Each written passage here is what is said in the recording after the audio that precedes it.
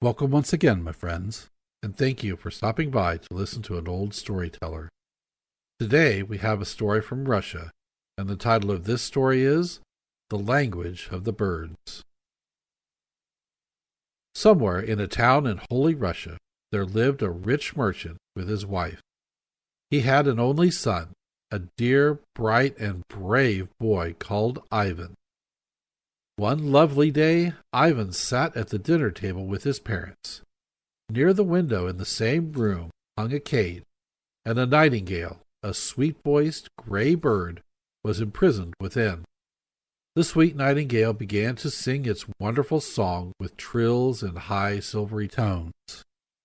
The merchant listened and listened to the song and said, "How I wish I could understand the meaning of the different songs of all the birds. I would give half my wealth to the man, if only there were such a man who could make plain to me all the different songs of the different birds."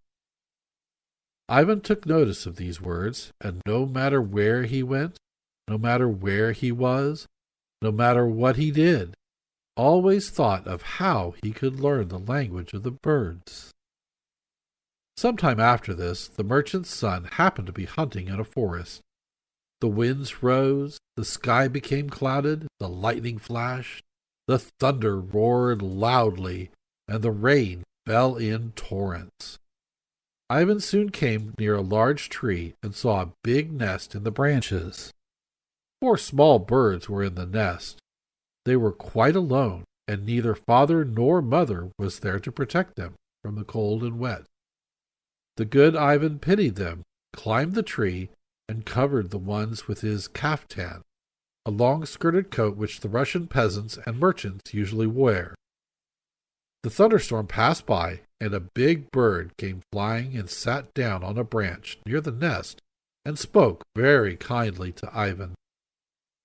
"Ivan, I thank you. You have protected my little children from the cold and rain, and I wish to do something for you. Tell me what you wish for." Ivan said, "I am not in need. I have everything for my comfort. But teach me the birds' language." "Stay with me 3 days, and you will know all about it." Ivan remained in the forest 3 days. He understood well the teaching of the big bird, and returned home more clever than before. One beautiful day soon after this, Ivan sat with his parents when the nightingale was singing in his cage. His song was so sad, however, so very sad, that the merchant and his wife also became sad, and their son, their good Ivan, who listened very attentively, was even more affected, and the tears came running down his cheeks. "What's the matter?" asked his parents. "What are you weeping about, dear son?" "Dear parents," answered the son, "it is because I understand the meaning of the nightingale's song, and because this meaning is so sad for us all." "What, then, is the meaning? Tell us the whole truth, and do not hide it from us," said the father and mother. "Oh, how sad it sounds," replied the son. "How much better it would be never to have been born." "Do not frighten us," said the parents, alarmed. "If you really understand the meaning of the song, tell us at once." "Do you not hear for yourself? The nightingale says, 'The time will come when Ivan, the merchant's son, shall become Ivan, the king's son, and his own father shall serve him as a simple servant.'" The merchant and his wife felt troubled and began to distrust their son, their good Ivan. So one night they gave him a drowsy drink, and when he had fallen asleep, they took him to a boat on the wide sea, spread the white sails, and pushed the boat from the shore. For a long time the boat danced on the waves, and finally it came near a large merchant vessel, which struck against it with such a shock that Ivan awoke.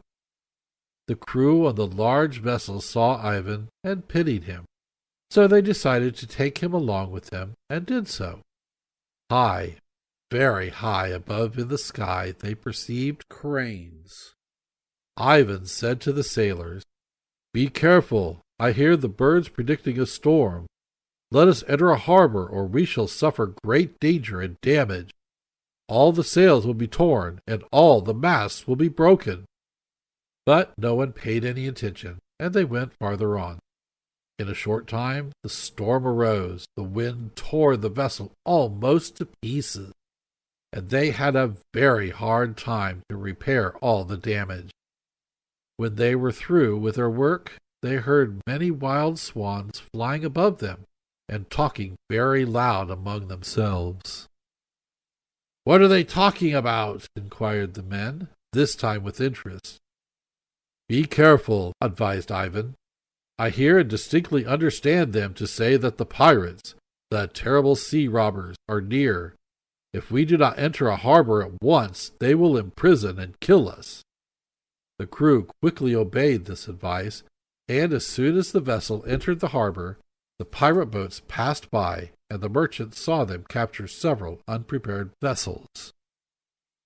When the danger was over, the sailors with Ivan went farther, still farther. Finally, the vessel anchored near a town, large and unknown to the merchants. A king ruled in that town who was very much annoyed by 3 black crows. These 3 crows were all the time perching near the window of the king's chamber. No one knew how to get rid of them, and no one could kill them. The king ordered notices to be placed at all crossings and all prominent buildings, saying that whoever was able to relieve the king from the noisy birds would be rewarded by obtaining the youngest Korolevna, the king's daughter, for a wife. But the one who should have the daring to undertake but not succeed in delivering the palace from the crows would have his head cut off. Ivan attentively read the announcement once, twice, and once more. Finally, he made the sign of the cross and went to the palace. He said to the servants, "Open the window and let me listen to the birds." The servants obeyed, and Ivan listened for a while. Then he said, "Show me to your sovereign king." When he reached the room where the king sat on a high, rich chair, he bowed and said, "There are 3 crows, a father crow, a mother crow, and a son crow. The trouble is that they desire to obtain your royal decision as to whether the son crow must follow his father crow or his mother crow."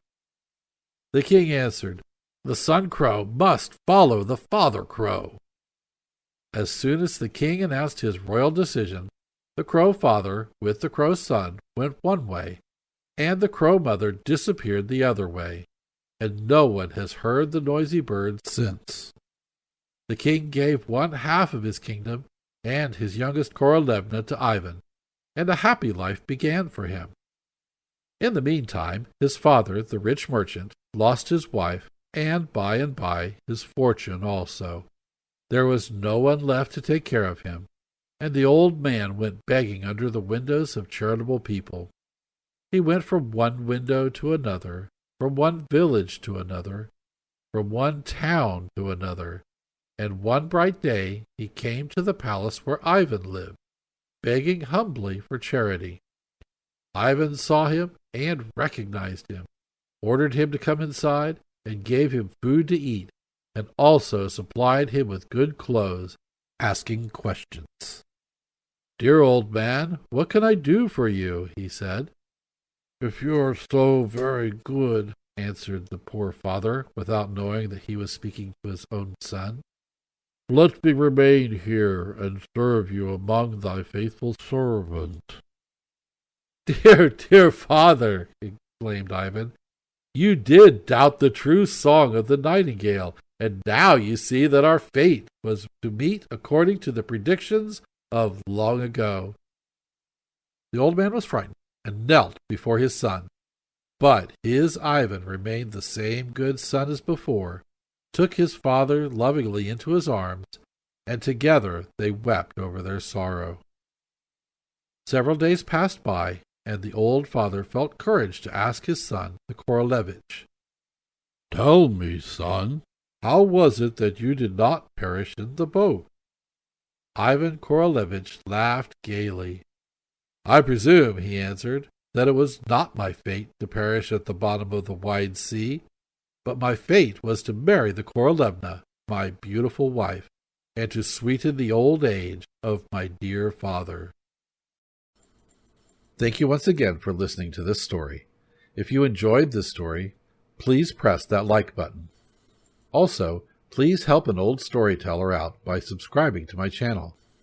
The next story will be posted in a few days, so until then, may your story continue to be a good one.